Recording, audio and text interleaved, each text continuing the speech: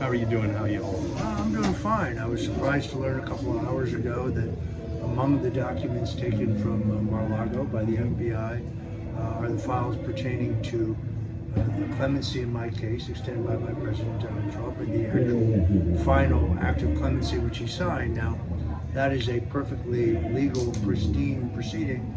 There is no corrupt bargain there of any kind. So I'm unclear what they're looking for, but I feel like Michael Corleone, in the Godfather. Whenever I try to get out, they drag me back in. Sure.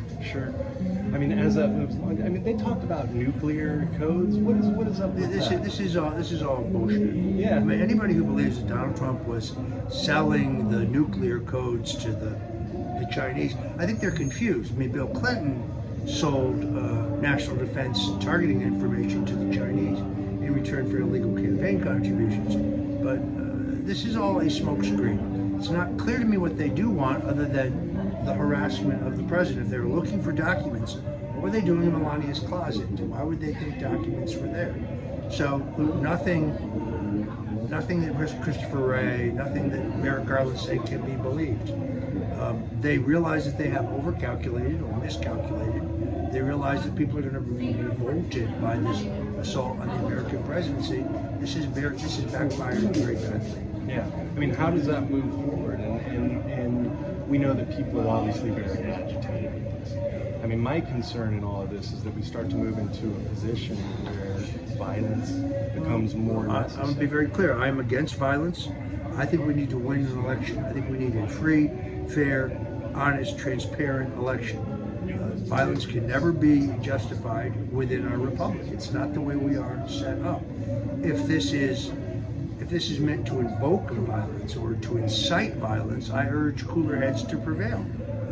We are not the violent ones. They are the violent ones. They are the ones who use disinformation. They are the ones who are trying to censor us. Free speech scares them more than anything else. Sure. It is absolutely obvious. Well, and as they move forward with these different prosecutions and everything else in the January 6th, of which I'm part, and it's like, that's really what they're trying to do, is get people to sit down, shut up, and comply. And I mean, what do we expect out of an election? Do we even expect to win? Well, we need to have a free, fair, transparent election, but only the state legislatures and the state mechanism can do that. January 6th is a very deeply troubling thing because, as you know, I wasn't there. Yeah. Didn't go to the Olympics. Yeah, and they're trying to pin that on you. Didn't march to the Capitol, wasn't at the Capitol.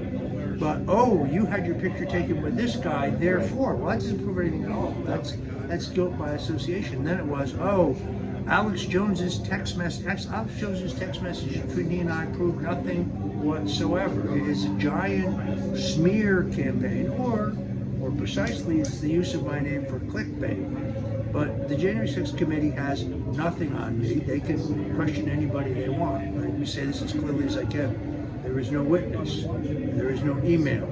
There's no encrypted message. There's no phone call. There's no text message. There is no evidence whatsoever that I knew about in advance or was involved in or condoned anything that happened at the Capitol, nor was I involved in the effort to delay the Electoral College. Speaking from a political point of view, and I'm not a lawyer, but studying the law, it appears to me that the legal theory under which they sought to delay the certification is as legally flawed as Hillary Clinton's attempts to do the same thing in 2016, which she and John Podesta did do, but nobody charged them with treason, or no one charged them with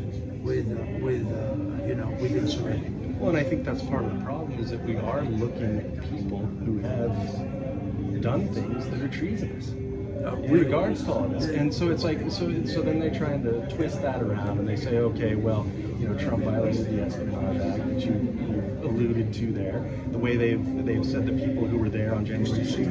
There's a huge amount of disinformation. Look, all I want to see is justice for those who are charged in the January 6th matter. I pray for them. I think many of them have been denied due process. I know of individuals who have been in custody for more than 500 days without a bond hearing. This boggles the mind. It's a violation of civil liberties. Yeah. Oh, they are? Beyond that, it's not something I'm going to comment on. Okay. Well, and I think that's something we saw that was encouraging in all that is that they didn't apply a terrorism enhancement in the case of Guy Refn. And I think that what we're seeing is that they are trying to turn Trump supporters and everyone and classify them as terrorists, even with Letitia James at this event, saying that everyone here was a white supremacist and that whole there's only, I'll tell you what race I believe is superiority of, the human race. Yeah. Roger, thank you very much. All right.